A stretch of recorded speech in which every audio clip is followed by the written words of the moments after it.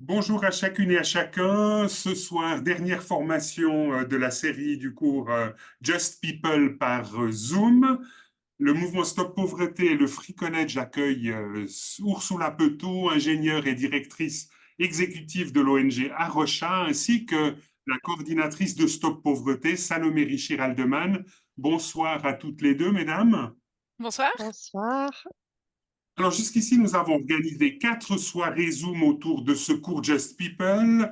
Vous pouvez retrouver chacune des vidéos de ces soirées sur l'Afri TV, la page YouTube de l'Afri. Lors de la 4e soirée, nous avons accueilli Salomé, donc la coordinatrice, la nouvelle coordinatrice de Stop Pauvreté. Nous avons parlé avec elle de l'Église au cœur de l'action. Si vous souhaitez lire un écho de cette soirée, Claude-Alain Belair, qui est le rédacteur responsable du journal Vivre, a rédigé un compte-rendu que vous pouvez lire sur lafré.info et qui s'intitule Cours Just People 4, la justice au cœur des préoccupations et des actions. Le lien de cet article est dorénavant disponible sur la rubrique Discuter du logiciel Zoom et c'est Salomé qui manage tout ça ce soir en l'absence de Boris qui est en vacances. Donc Salomé, on compte sur toi. Merci d'avoir indiqué ce lien où vous pouvez retrouver le compte-rendu de Claude-Alain Belair. Il est aussi possible de revoir cette soirée sur la page YouTube de l'Afri TV. Le lien à cette soirée se trouve aussi maintenant dans la rubrique Discuter de Zoom grâce à Salomé. Mille merci.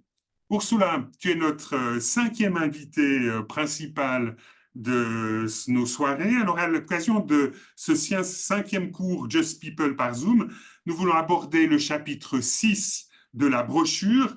Ursula, de formation, tu es ingénieure en environnement. Alors, pourquoi est-ce que toi, qui es spécialisée dans le traitement de l'eau, pourquoi est-ce que tu t'es engagée dans l'animation de l'ONG Arocha?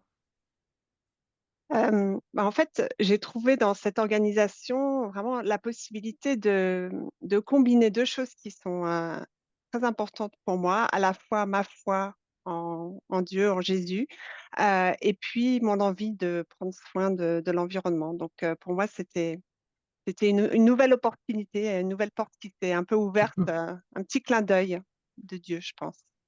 Ça fait combien de temps que tu es active comme secrétaire exécutive ou directrice exécutive, pardon, d'Arocha Suisse? Alors, je crois que ça fera 5 ans en septembre, donc ça passe vite. Oui, ça passe vite. Si tu avais en 2 mots à nous dire un peu ce qui a constitué les événements marquants ou ce qui t'a marqué pendant ces 5 années, qu'est-ce que tu mettrais en avant? Euh, je pense que ce que je mettrais en avant, c'est un esprit de communauté au sein de notre association. Le fait qu'avec des moyens assez petits, j'ai l'impression qu'on fait toujours plein de choses, qu'il y a beaucoup de joie. Euh, et puis, une découverte partagée de l'émerveillement devant la beauté de la création. Euh, voilà, je pense que c'est vraiment ce que je retiens. Ce que je retiens. Après, c'est parsemé de tout un tas de choses. C'est parsemé de camps, c'est parsemé de participer à des événements, d'aller parler dans les églises, d'aller arracher des plantes invasives. En fait, c'est très, très varié. Euh, mais voilà, moi, je retiens ça. Et puis, je retiens pour moi beaucoup les visites d'église aussi. Quelque chose qui me stressait beaucoup au début et que j'ai beaucoup de plaisir à faire maintenant. Alors, on aura l'occasion un petit peu de t'entendre sur ce volet de ton ministère.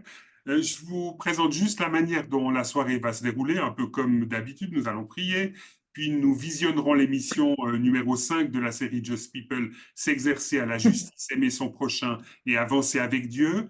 Je vous rappelle que cette émission a été réalisée dans le cadre de Dieu TV, la chaîne de TV chrétienne dont le siège est à Yverdon-les-Bains et qui sont partenaires aussi de cette série Just People. Après cela, nous commencerons l'animation à proprement dit en travaillant quelques questions avec Ursula, puis nous entendrons Salomé Richir Aldeman nous parlait de la fête que nous vous proposons d'organiser pour marquer la fin du cours Just People par Zoom. Et ça, c'est pas anodin, on y croit vraiment, on pense que c'est important que vous puissiez marquer la fin du cours par une fête. Donc, on aura l'occasion, au travers de Salomé, d'en entendre encore davantage parler.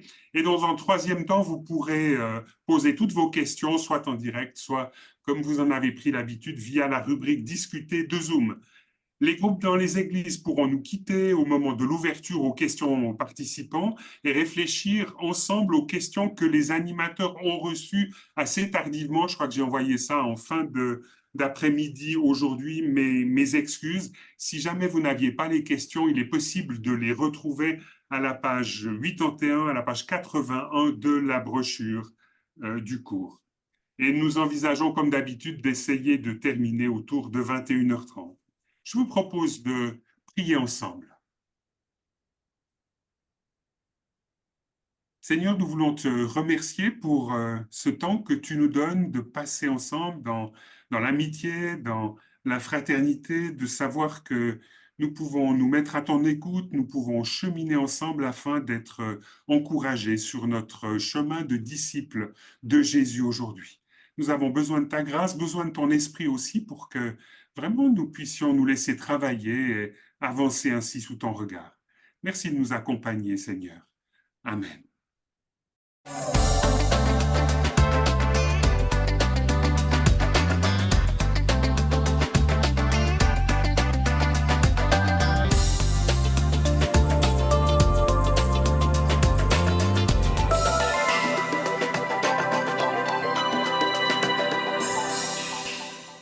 Bonjour et bienvenue dans Vitamine B, l'émission qui apporte du tonus à votre lecture de la Bible.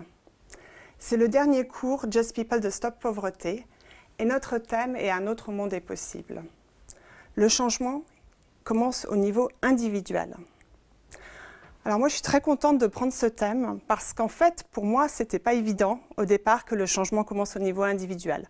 En fait j'avais l'impression qu'on avait besoin d'attendre que les grandes entreprises se mettent en route, que les politiques fassent ce qu'il faut, avant que nous, on change au niveau de notre vie personnelle. Je n'avais pas vraiment l'impression qu'on pouvait avoir un impact.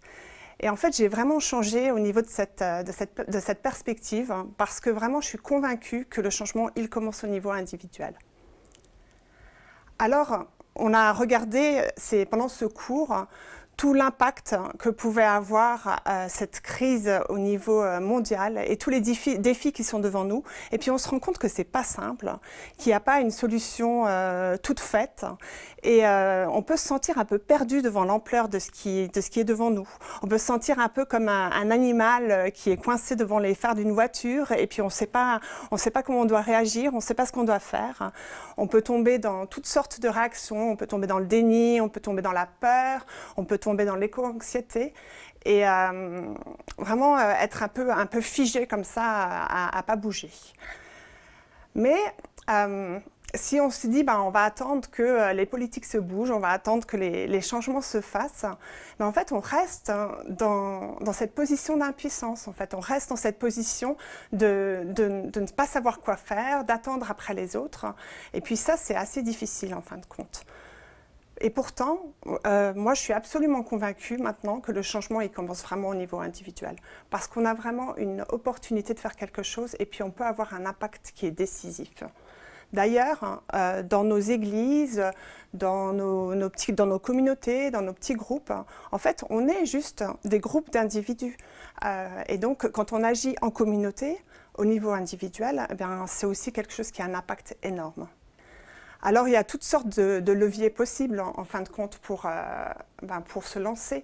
On pourrait réfléchir à comment on se déplace, on pourrait réfléchir à comment on habite notre maison, qu'est-ce qu'on va manger, toutes sortes de choses. Mais si je prends par exemple l'exemple de la consommation, alors c'est un exemple qui me parle bien parce que moi, comme peut-être beaucoup d'entre vous, je me sens un peu coincée dans cette prison de la surconsommation où je ne sais pas trop comment en sortir. Et puis j'ai l'impression d'être à la merci de toutes les publicités qui m'assaillent. Mais en fin de compte, c'est quand même moi qui décide si oui ou non je vais acheter quelque chose. Et ça, en fin de compte, ça me donne une force par rapport aux entreprises. Parce que si nous, consommateurs, on se met à poser la question et à dire ben moi, je veux savoir d'où ça vient, je veux savoir comment ça a été produit, je veux savoir dans quelles conditions, je veux savoir si les eaux, elles ont été dépolluées, je veux savoir s'il y avait des conditions de travail qui étaient acceptables, eh bien, on a un pouvoir sur le marché parce que c'est nous qui achetons. Et les entreprises, elles seront obligées de nous écouter. Donc, chacun d'entre nous, on peut faire quelque chose là-dessus.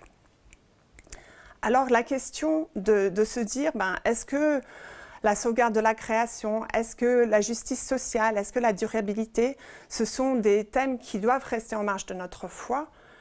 Eh bien non, bien sûr que non. Au contraire, en fait, ça devrait être au cœur de notre foi. Ça devrait être au centre de notre foi. Après tout, Dieu, quand il a créé le monde, la création, c'était la première chose qu'il a mis en place. Et hormis Dieu, tout le reste, c'est création. Nous, on faisons partie de cette création. Et ce n'est pas des thèmes qui sont moins spirituels que le pardon, que la grâce, que la rédemption. C'est tout aussi important pour Dieu. Et une chose qui m'a vraiment marquée, en fait, au niveau de mon cheminement, c'était de me rendre compte que Dieu, il aime toute sa création.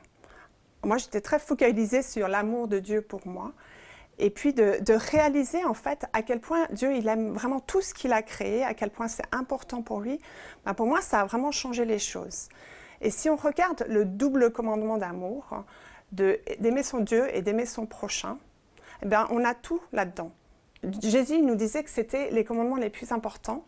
Et puis en fin de compte, comment est-ce qu'on peut aimer Dieu et aimer son prochain sans prendre soin de tout ce qu'il a créé, sans prendre soin des autres, sans prendre soin des personnes qui fabriquent nos vêtements à l'autre bout du monde, sans prendre soin du reste du vivant, de toute cette beauté, de tout ce que Dieu a mis sur cette terre et qu'il a mis aussi sous notre responsabilité.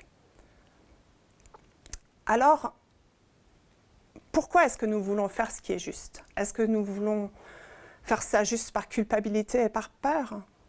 Au contraire, en fin de compte, si on prend notre motivation dans notre amour pour Dieu et pour le prochain, en fin de compte, pour moi, je trouve ça tellement plus léger. Si je me pose une question, si je me dis est-ce que je vais acheter ça ou est-ce que je vais acheter ça, est-ce que je vais payer un petit peu plus cher ou est-ce que je vais prendre plus de temps pour aller quelque part parce que je vais prendre les transports. Si je me pose cette question et je mets sur moi la culpabilité de cette action, de me dire oui, c'est ça qu'il faut que je fasse parce que c'est important, c'est pour la planète, etc. Au fin de compte, ça me pèse. Tandis que si je fais ça en me disant, en fait, c'est un acte d'amour envers Dieu, c'est un acte d'amour envers mon prochain, c'est un acte d'amour envers les futures générations, en fin de compte, pour moi, c'est beaucoup, beaucoup plus léger.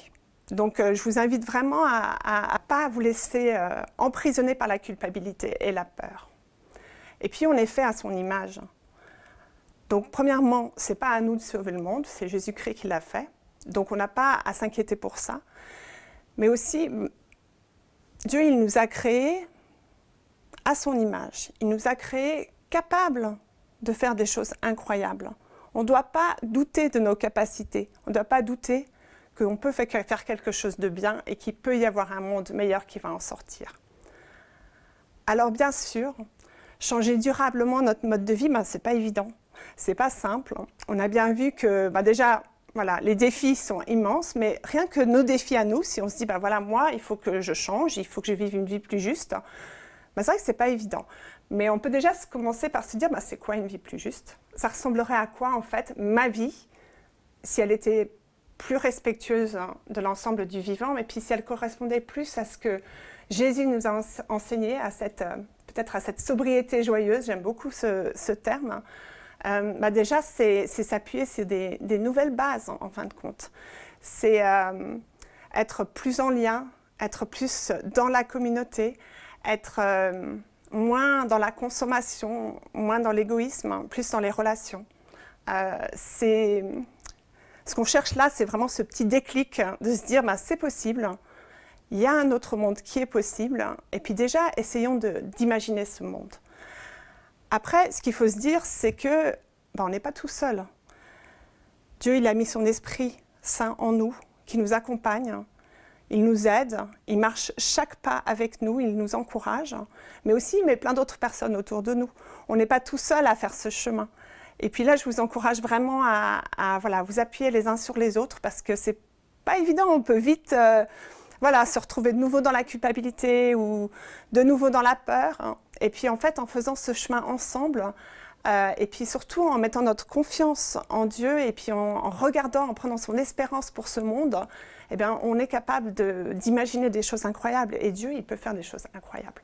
Et pour moi, je pense que c'est passé déjà par la réalisation que ce que Jésus est venu faire sur terre, c'était pas juste pour nous, c'était pas juste pour les humains, mais c'était pour toute la création. Et ça m'a donné toute une confiance, toute une espérance supplémentaire.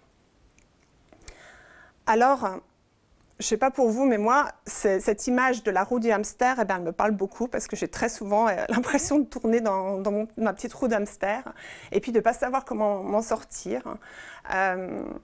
En fait, on est pris dans cette consommation excessive. Hein. Je pense qu'au début, moi, je ne me rendais même pas compte, mais maintenant, je le vois déjà, c'est un début. Mais ce n'est pas simple, parce que toute cette croissance, productivité, consommation, c'est vrai qu'elle est très imbriquée dans notre société. Elle est imbriquée dans notre travail, elle est imbriquée dans notre façon de consommer individuellement, mais aussi de se dire, bah oui, mais si j'arrête de consommer, est-ce qu'il y a des gens qui vont perdre du travail? Du moins, c'est clair que c'est complexe. Mais c'est une question aussi d'identité. C'est une question de se dire, qui est-ce que je suis? Qu'est-ce qui est important? Qu'est-ce qui me touche vraiment? Qu'est-ce qui m'apporte vraiment de la joie? Qu'est-ce qui me nourrit vraiment? Jésus parlait de cette vie en abondance. C'est quoi cette vie en abondance? Je ne pense pas qu'il parlait de la consommation quand il parlait de la vie en abondance. Donc tournons-nous vraiment vers lui.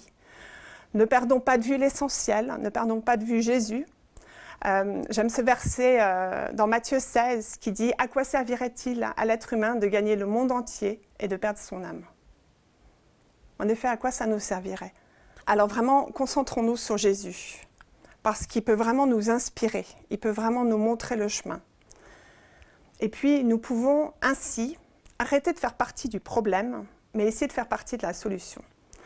Après, c'est clair que c'est pas simple, et puis qu'on va facilement se sentir découragé parce que, voilà, il n'y a que Jésus qui a su vraiment avoir une vie cohérente. Et puis nous, voilà, c'est pas évident. Moi, je parle très très souvent de changement de mode de vie, etc. Après, si je regarde mon mode de vie à moi, il est loin d'être parfait.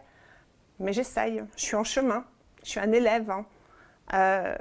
Jésus, il ne me demande pas d'être déjà arrivé, il me demande d'essayer, il me demande de me mettre en route. Alors, comment est-ce qu'on commence? Si on regarde cette crise climatique et qu'on veut enclencher le changement, alors pourquoi pas commencer dès le matin? Commençons dès le petit déjeuner. Déjà en étant reconnaissant pour tout ce qu'on a, en étant reconnaissant pour toutes les choses qu'on a devant nous dans notre assiette. Mais aussi, on peut déjà commencer par se demander d'où ça vient, ces produits. Comment est-ce que ça a été produit? Est-ce que je sais? Est-ce qu'il y aurait une façon pour moi de manger ce petit déjeuner de façon plus respectueuse pour la planète? Est-ce que c'est faisable? Et puis, voilà, ça me lance dans toute une série d'actions qui pourraient être au départ des actions qui sont toutes petites. Mais franchement, c'est pas grave. Même si c'est des petites actions, en fait, une petite action, ça nous met en route. Une petite action, ça nous lance dans une autre petite action, qui nous lance dans une autre action. Je suis capable de faire des choses qu'il y a 5 ans, j'aurais pensé, c'était beaucoup trop me demander. Mais pourquoi est-ce que maintenant j'y arrive? Parce que, justement, j'ai fait toutes ces petites actions avant. C'est ça qui m'a amené jusqu'à là. Et ainsi, Dieu, il nous permet de participer, en fait, à cette grande histoire qu'il met en route sur cette terre. Donc, prenons part au monde qui nous entoure. Dieu, il ne veut pas réaliser son royaume ici sur terre tout seul, en fait. Il veut qu'on participe, il veut faire ça avec nous, il veut faire ça à travers nous. Et puis, il y a une chose qui me parle beaucoup, qui me donne beaucoup d'espérance, c'est de me souvenir que, au cœur de ma foi, au cœur de la foi chrétienne, il y a cette certitude que Dieu, il n'a jamais abandonné son monde. Et puis qu'à travers nous, en tant qu'être humain renouvelé, il veut vraiment amener son monde à son but. Alors ça me donne beaucoup d'espérance. Et puis après, moi je voudrais pouvoir regarder le monde avec les yeux de Dieu. Je voudrais voir ce monde et puis me dire, voilà, comment est-ce que Dieu y voit sa création? Qu'est-ce que lui, il aimerait que je fasse? Et puis je voudrais, quelque part, devenir un signe vivant de la présence de Dieu sur cette terre. Je pense que c'est vraiment, c'est son rêve pour nous tous en fait, hein, de pouvoir faire ça. Alors l'action individuelle, moi je pense que c'est vraiment quelque chose de très très riche. Après l'action individuelle, c'est pas quelque chose qui se fait tout seul non plus. En fait, on a un rôle à jouer, on doit inspirer, on doit interpeller les autres, mais aussi on doit s'appuyer sur les autres. En fait, quand on essaie d'avancer tout seul, c'est vraiment difficile. Ça peut être parfois assez déroutant. Alors, mettez-vous ensemble, mettez-vous avec d'autres, construisez ensemble. Et je voudrais juste finir avec ce verset dans le Notre Père, qui me rappelle que ce qui a déjà été réalisé au ciel était appelé à commencer également sur terre. Que ton règne vienne, que ta volonté soit faite sur la terre comme au ciel. Voilà, cette édition originale de Vitamine B, en partenariat avec Stop Pauvreté, arrive à sa fin. Je vous souhaite vraiment une très bonne suite.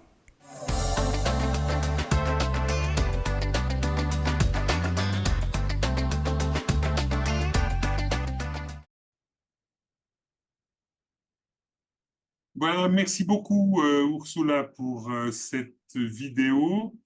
On va commencer par un petit temps de questions. Moi, en voyant cette vidéo, j'avais envie que tu reprennes un peu de manière assez didactique. Tu proposais tout à l'heure de commencer par le petit déjeuner. Alors, raconte-nous un peu concrètement comment est-ce que ça s'est passé dans le cadre de ta famille. Alors moi, dans le cadre de ma famille, je dirais que ça a commencé à travers, ça a commencé à travers l'Église, à travers Éco-Église, avec un défi juste avant Pâques, où il fallait essayer de changer quelque chose, de mettre quelque chose en place. Et donc nous, on a commencé avec les paniers de fruits et légumes locaux. Et je crois que tout le processus, en fait, dans ma famille, il a commencé par se dire, ah, on va essayer de manger plus local et plus bio, etc. Et c'était un peu grâce à ce défi parce que ça faisait très longtemps que je voulais faire ça et puis que je ne le faisais pas. Donc, avec une date un peu spécifique, et ben, ça a lancé le truc.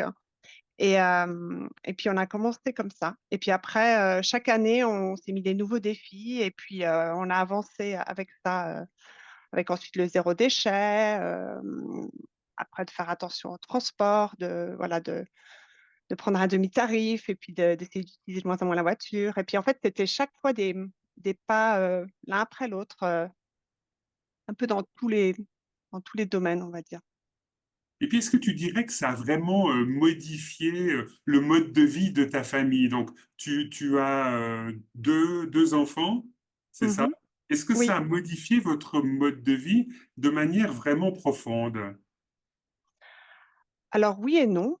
Parce que je pense que si les gens nous voient de l'extérieur, ils vont pas forcément voir, ils vont pas se dire, ah oui, ça c'est la famille d'écolo. Voilà, je pense pas que c'est super visible, hein. Et peut-être qu'il faudrait que ce soit un peu plus visible, mais par contre, dans les faits, oui, parce que euh, voilà, on fait attention, où est-ce qu'on part en vacances. En fait, c'est venu un petit peu partout dans ce qu'on fait. Après, il y a encore beaucoup de chemin à faire. Mais moi, quand je regarde les 5 dernières années, on va dire, je suis contente déjà du chemin qu'on a fait, parce que je vois que, oui, je vois que ça, ça change notre façon, voilà, de vivre dans notre maison, de chauffer, de manger, de se déplacer. Ça touche quand même à plein de choses. Mais par contre, je pense pas que les gens ils voient notre vie et puis ils se disent, ah là là, les pauvres, quoi, les pauvres. Mm. Tu le disais en préparant l'émission que ça fait maintenant plusieurs années que tu n'as pas pris l'avion. Pour toi, c'est vraiment là un engagement important que tu as résolu de prendre? Oui, ça c'est vrai que l'avion, ça a été un gros changement pour moi. Déjà parce que je prenais beaucoup l'avion avant. Mais pour mon travail, en fait, en tant qu'ingénieur dans l'environnement et dans le traitement de l'eau, je devais voyager partout dans le monde. Et puis, du coup, le fait de voyager beaucoup pour le travail, je pense que, du coup, je me disais, de toute façon, je prends beaucoup l'avion. Donc, j'avais tendance aussi à prendre beaucoup l'avion pour les vacances. Et je me disais pas vraiment, oh, il faudrait que je change ça. J'avais l'impression que ça avait pas voilà, que ça aurait pas d'impact, en fait. Et c'est vrai que maintenant, je vois les choses vraiment complètement différemment. Alors, je dis pas que je prendrai plus l'avion. J'imagine qu'un jour, je reprendrai l'avion. Mais ça va être dur pour moi maintenant de reprendre l'avion. Là, je pensais que ça faisait 9 ans, mais en fait, ça fait 7 ans que j'ai pas pris l'avion. Et, euh, et voilà, ça me, ça me manque pas. Ça me manque pas. Mais c'est pas rien. C'est pas rien parce que ma fille, souvent, elle me dit, ah, mais pourquoi on va pas en vacances comme les autres, loin des fois, elle pose la question. Et puis en même temps, je dis, mais nous, les vacances, c'était pas bien, ça t'a pas plu ce qu'on a fait? Et puis si, en fin de compte, on a passé des chouettes vacances. On a pris le train, on est allé en Angleterre en train, on est allé en Bretagne en train. En fait, même le voyage fait partie du plaisir aussi. Tu racontais là, lorsqu'on préparait en fait cette soirée, que ton mari était parti avec votre fils pour le week-end de l'Ascension. Raconte-nous un peu ces vacances, peut-être un petit peu originales, ou ce week-end en tout cas original. Alors, c'est un petit défi qu'ils se sont donné. En fait, ils veulent suivre le Rhône donc de son début jusqu'à la mer en vélo. Et puis, ils le font par petits bouts. Donc, ils en ont déjà fait un bout à l'ascension l'année dernière et puis à l'ascension de l'année d'avant, etc. Et puis, du coup, là, cette année, ils ont pris le train avec leur vélo jusqu'à Lyon et puis ils sont descendus, alors passer Valence, je ne sais plus exactement, mais voilà, sur 3 jours avec le vélo en s'arrêtant sur la route, etc. Et puis, oui, moi, je trouve que c'est des vacances extraordinaires en fin de compte. Je pense que c'est vraiment très, très chouette.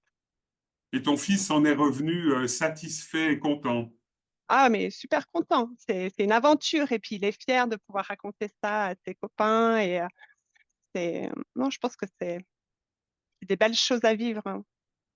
Lorsque tu accompagnes des gens à réfléchir à leur propre mode de vie, tu leur proposes de mesurer leur empreinte carbone et tu l'as fait pour ta famille. Et en quoi est-ce que ça a été utile, cette démarche? Alors, la première fois que je l'ai fait, je me souviens, j'étais un petit peu catastrophée parce que je me suis rendu compte que voilà, j'avais vraiment pas du tout une bonne empreinte carbone. Donc, comment ça Euh, se passe concrètement? Explique-nous en 2 mots pour ceux qui ne sauraient pas très bien comment s'y prendre.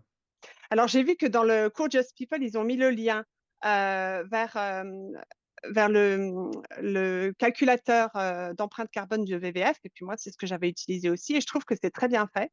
En fait, on remplit tout un tas de questions sur combien de kilomètres on fait par an en voiture, combien de fois on prend l'avion, est-ce qu'on mange beaucoup de produits laitiers, combien de fois par semaine on mange de la viande, etc. Quelle est la taille de notre maison, combien de personnes, quel chauffage. En fait, il y a plein, plein de choses différentes.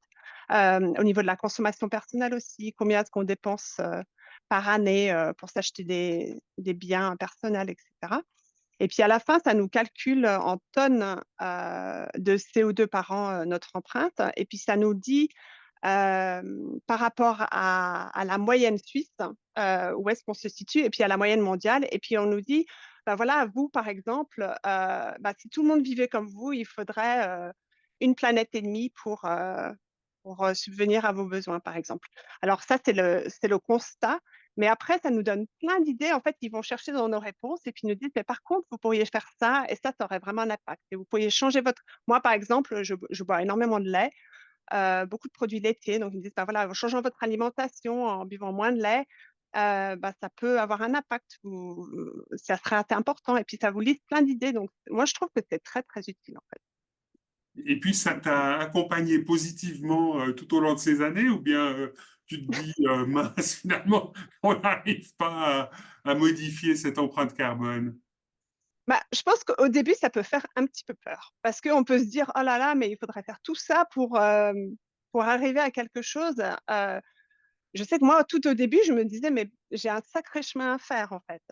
Et puis maintenant, je me rends compte que ce chemin, en fait, j'en ai fait beaucoup petit à petit. Donc, si je regarde la première fois, justement, avant ce cours, je me suis dit, ça, il faut que je refasse mon empreinte carbone. Donc, c'est pour ça que je l'ai refait très récemment pour me dire, bah, tiens, où est-ce qu'il en est? Parce que je crois que la dernière fois que je l'avais fait, c'était en 2022.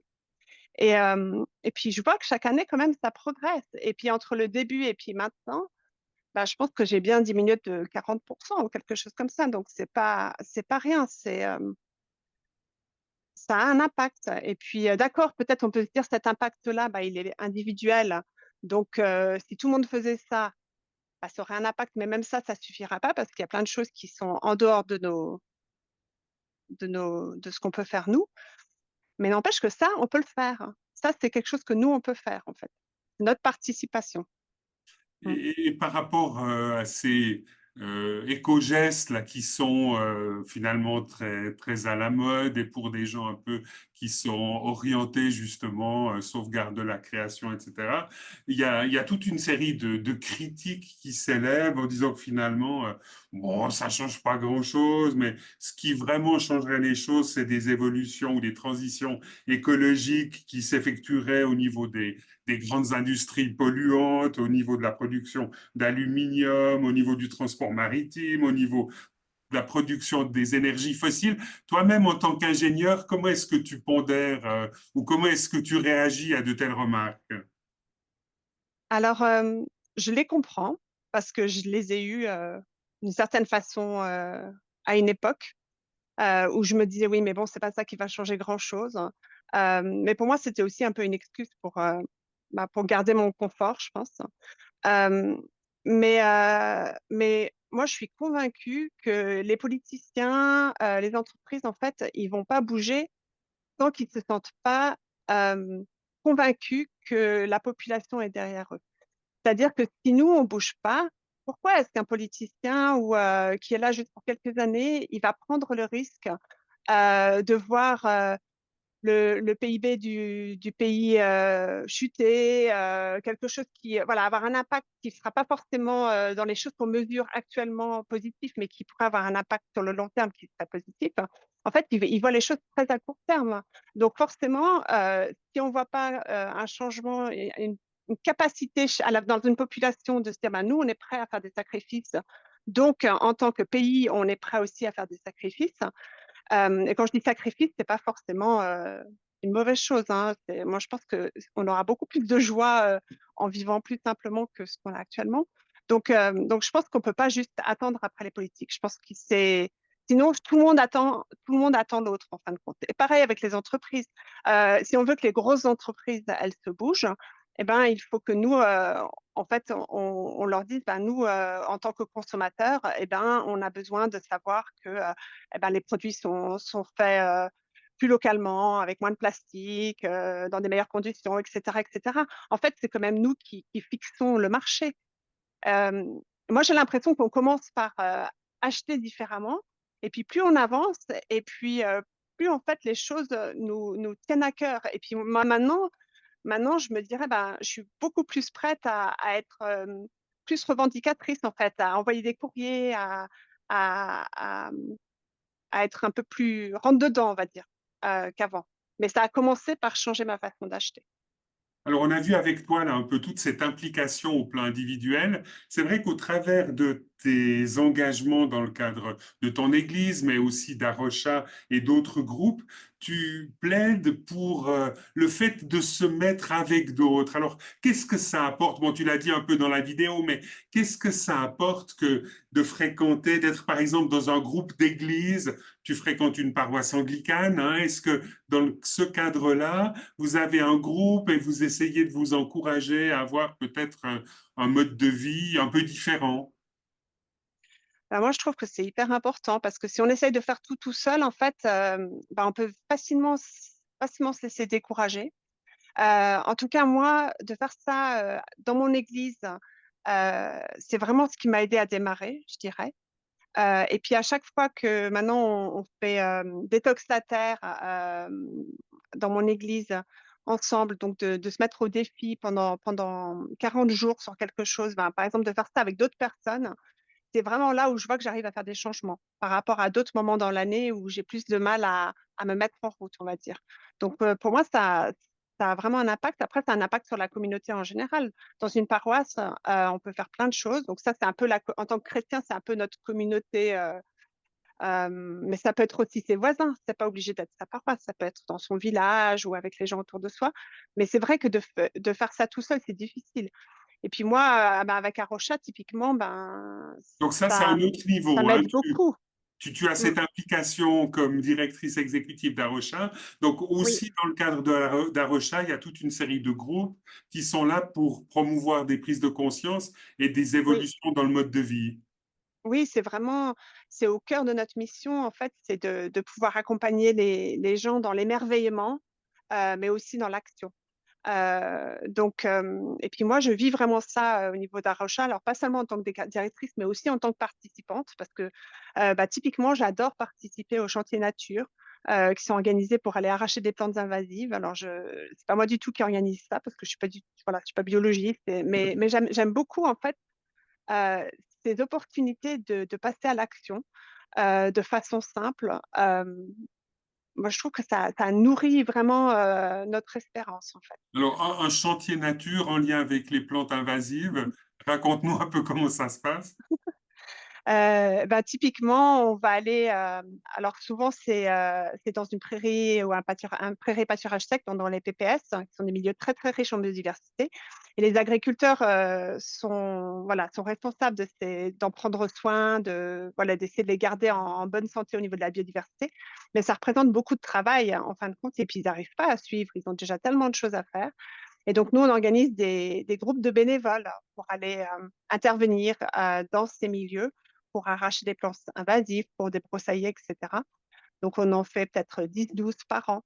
Et moi, je trouve que c'est des moments très chouettes, en fait, avec d'autres, justement, où on a l'occasion d'être dans la nature et puis de faire quelque chose juste pour prendre soin de la création, en fait. Juste pour la Tu fais ça biodiversité. en Mm. famille, les enfants En viennent avec, famille. ils ont du Oui, plaisir. on fait ça en famille. Les enfants, ils adorent. Oui, on adore faire ça. On fait régulièrement. Là, il y en a un même le 25, là, c'est la fête de la nature. Donc, il y en a plusieurs samedi 25 mai, si jamais. Mais oui, c'est euh, c'est des bonnes opportunités. Moi, je trouve que voilà, c'est très, très chouette. Après, il y a des sorties avec des groupes locaux. Il y a tout un tas de choses, en fait, qui sont proposées au niveau d'Arocha. Des ateliers. On a eu aussi tout un groupe de réflexion autour du zéro déchet, où on se retrouvait sur Zoom tous les 2 mois. Et on a fait ça pendant plusieurs années. Là, on est un petit peu en pause parce qu'on a fait un petit peu le tour, j'ai l'impression.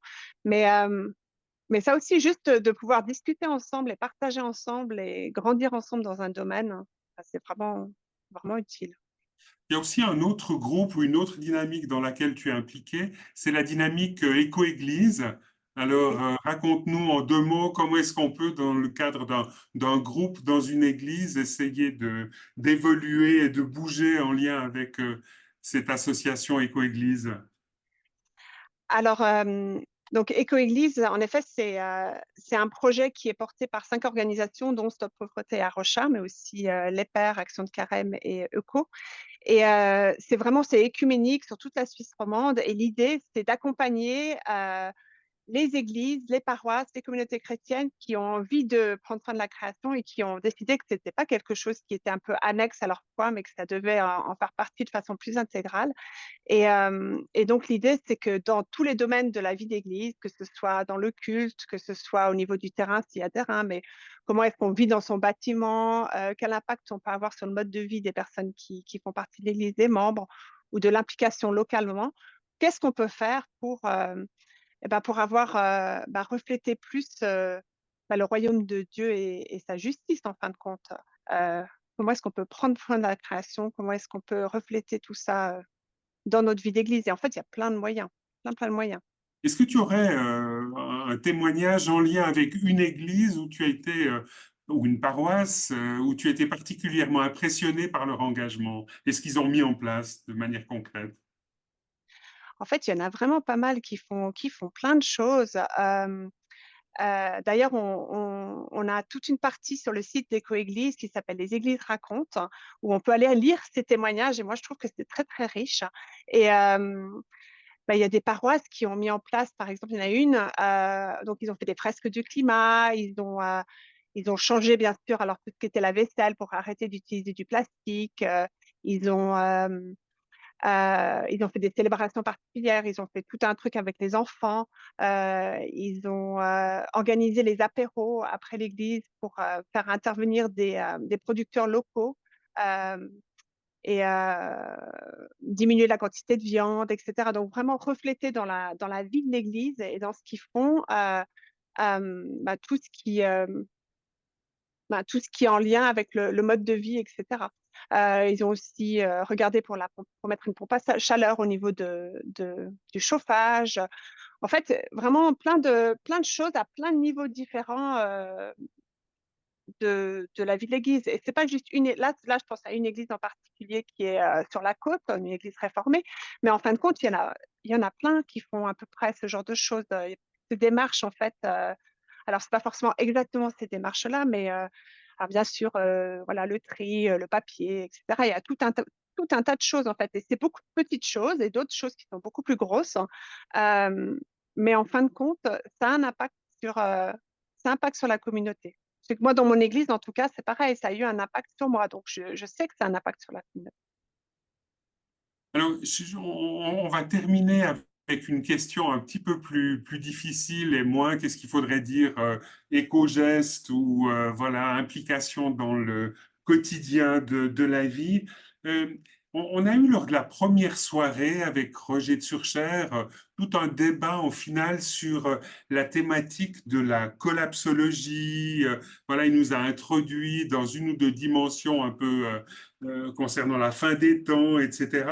Donc, ce qui m'a frappé, moi, c'est de me dire que finalement, parmi tous ces gens qui sont impliqués dans le cadre de secours Just People, tu as des gens qui, voilà, sont plutôt proches des collapsologues, comme Pablo Servigne, tu as des gens qui sont proches d'une sorte d'alarmisme révolutionnaire. Là, ce serait plutôt Jean-Marc Jancovici. Tu as des gens qui sont proches, peut-être, hein, de dynamique végane, etc. Comment est-ce que toi, tu perçois cette diversité de positionnement par rapport finalement à la manière de voir l'avenir et finalement au temps qu'on est en train de vivre aujourd'hui que certains dépeignent comme étant finalement proches de l'effondrement? Alors, c'est vrai que c'est compliqué parce qu'il y a tellement de sons de cloche un petit peu différents. C'est pas que en fin de compte, ce qu'ils disent, c'est pas que c'est très différent parce qu'ils sont tous à peu près d'accord sur plein de choses, mais c'est les moyens qu'on devrait mettre en place. C'est est-ce qu'il y a une espérance, etc. Donc, c'est vrai, l'aspect collapsologie, bah, ça me parle beaucoup moins, on va dire. Euh, c'est vrai que moi, je suis beaucoup plus proche des idées de décroissance, hein, comme Jancovici en parle très souvent, même si je suis pas d'accord avec tout ce qu'il dit. Euh, donc, c'est vrai il y a tout un panel de façons de voir l'écologie. Euh, et puis moi, je pense que quand même, il y a une écologie chrétienne un petit peu qui est encore un peu différente, euh, qui est juste reflétée dans la Bible dans les enseignements de Jésus sur comment est-ce qu'on devrait vivre en fin de compte. Parce que si on vivait tous comme Jésus nous l'enseignait, on n'aurait pas tous ces problèmes d'écologie. Donc, Si tu avais en deux mots à dire ou à résumer l'enseignement écologique de Jésus, qu'est-ce que tu mettrais en avant? euh, je mettrais vraiment en avant le fait de ne pas rechercher les richesses sur Terre et puis de chercher. En fait, ces derniers jours, j'ai beaucoup parlé de ce verset, c'est chercher avant tout le royaume de Dieu et sa justice. En fait, pour moi, ça résume tout. Parce que si on cherche le royaume de Dieu, en fait, on recherche cet équilibre entre Dieu, l'humanité, les humains les uns avec les autres et la nature. Pour moi, c'est vraiment retrouver ce que Dieu a créé dans sa création, où tout ça, il y a une harmonie, il y a un équilibre, il y a des écosystèmes qui fonctionnent ensemble, il y a des liens avec Dieu, etc. Tout ça, c'est un peu, voilà, c'est ça qu'on cherche et sa justice. Et voilà, moi, je pense que je résumerai ça juste avec ce verset dans Merci Matthieu, beaucoup. je sais plus où. Oui, tu en as parlé, je crois que c'est Matthieu. Ah oui, au niveau de chercher d'abord le royaume de Dieu, sauf erreur, ça doit être Matthieu 6. En tout cas, c'est dans le sermon sur la montagne, ça c'est Oui, c'est sûr. ça. Oui, ça c'est sûr. Ursula, merci beaucoup pour ton intervention. On va passer maintenant la parole à Salomé Richir-Aldeman. Salomé, donc on t'a entendu tout à l'heure. Tu vas nous parler en fait d'un peu le point d'orgue de ce cours Just People, c'est la fête, faire la fête. Alors, raconte-nous un petit peu en quoi il est important maintenant que voilà, il y a eu ces 5 soirées où on a pu faire ensemble tout un cheminement. Pourquoi est-ce que maintenant c'est important de faire la fête? Alors, ouais, on en avait parlé un petit peu la dernière fois, à quel point la fête, c'est important. En tant que chrétien, chrétienne, on se réjouit beaucoup pour, le festin, le festin dans les cieux avec, Jésus, avec tous les saints et heu et puis l'idée, c'est de commencer de se donner un avant-goût de ça, en fait. Ursula, dans sa vidéo, parlait de cette vie en abondance et puis on le sait que cette vie en abondance, c'est la vie avec Dieu, mais c'est aussi, des les relations qui sont nourries, c'est la joie, c'est la reconnaissance. Puis tout ça, on peut le vivre dans la fête et ça nous met en marche, en fait. C'est vraiment quelque chose qui nous donne de la force pour avancer et qu'on n'est pas obligé d'attendre d'avoir fait quelque chose d'extraordinaire pour fêter. Alors Hem pratiquement, comment est-ce que c'est censé se passer? Il y a un chapitre hein, dans la brochure qui est consacré à cela, c'est le chapitre 7. Alors, en 2 mots, qu'est-ce qui raconte ce chapitre 7? Alors, en 2 mots, le chapitre 7, il vous encourage à faire une fête, à essayer de commencer à y vivre les différents thèmes qu'on a abordés aussi pendant le cours. C'est-à-dire de réfléchir pendant cette fête, mais finalement, qu'est-ce qu'on va manger? Où est-ce qu'on va aller l'acheter? Est-ce qu'on va manger de la viande? Est-ce qu'on va aller faire les courses, ici ou là et locales et de saison?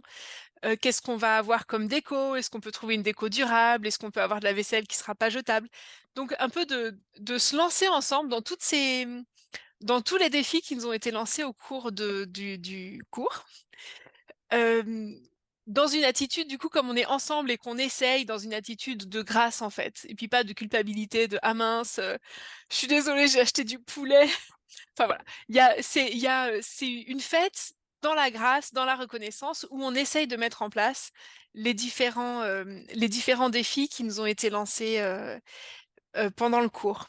Et puis au cours de la soirée, au cours de cette fête, on est aussi bien sûr invité à débriefer un petit peu de ce trajet avec le cours Just People en disant: «Mais finalement, comment est-ce que ça m'a changé? Et puis comment?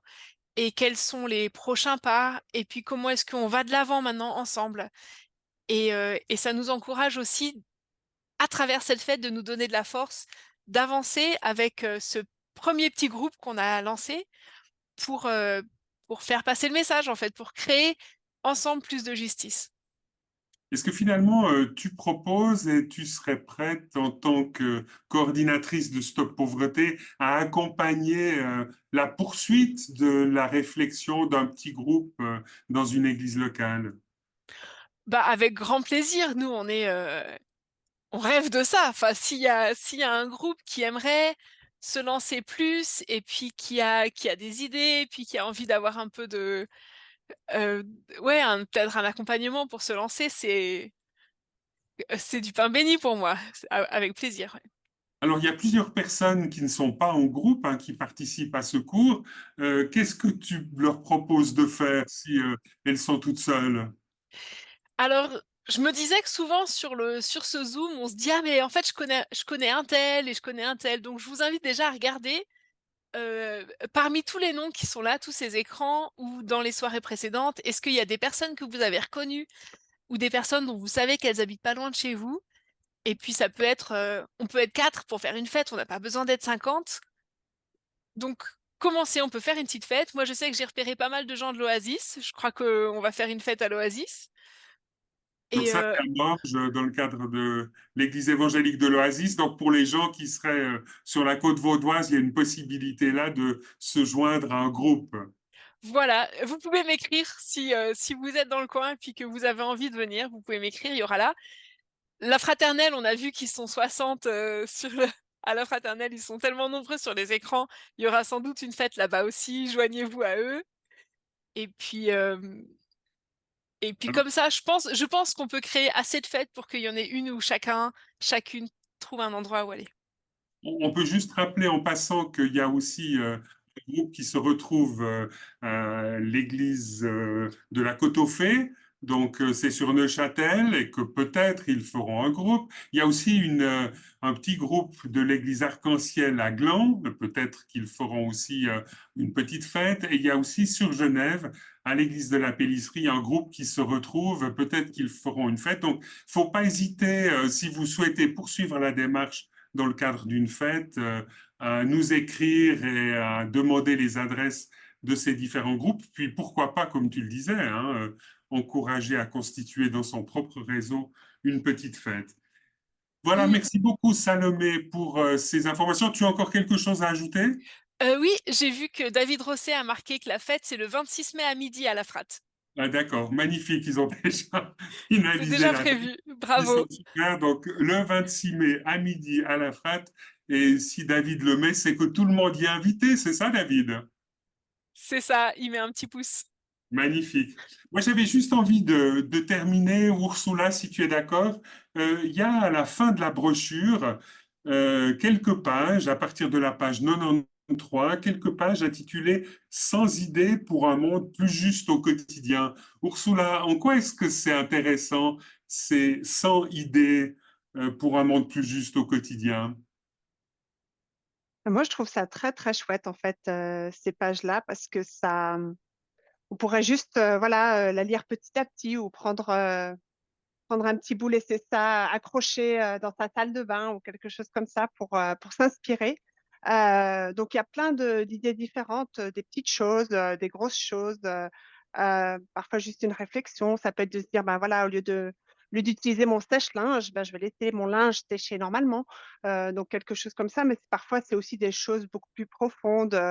Je cherche un exemple, mais euh, moins, c'est souvent plus, ou je lis un livre sur l'aide au développement. Voilà, il y a plein, plein de choses complètement différentes au niveau des idées. Donc, voilà, je vous invite vraiment à les regarder parce que c'est inspirant. Et Ça puis, pourrait être utilisé, pardon, juste une idée, ça pourrait être utilisé dans un groupe d'une église. Par exemple, si vous avez une lettre de nouvelles qui sort souvent, vous pourriez rajouter un petit coin éco-geste à la fin de la lettre de nouvelles et puis prendre dans cette liste. merci Ça va pour être cette idée. sympa. On peut aussi juste mentionner qu'à la page 95, il y a ce calculateur d'empreinte écologique dont on a parlé tout à l'heure. Oui. Et il y a eu déjà une remarque de Noémie qui nous disait qu'elle préférait nos gestes climat, qui est quelque chose de beaucoup plus précis, semble-t-il. Donc, si vous souhaitez, on va en reparler tout à l'heure au niveau des questions et des remarques en direct. Mais si jamais vous pouvez regarder sur la rubrique discuter, il y a le lien qui est indiqué par Noémie. Merci beaucoup. Donc, merci Ursula, merci aussi Salomé Merci. d'avoir pris part et d'être intervenu lors de cette soirée. Voilà, il est temps de nous quitter, en tout cas de permettre aux groupes dans les églises qui souhaitent poursuivre en solo avec les questions qui sont proposées, eh bien, de nous quitter. On vous souhaite à tous une excellente suite de soirée et bonne discussion et puis surtout, fêtez bien ensemble.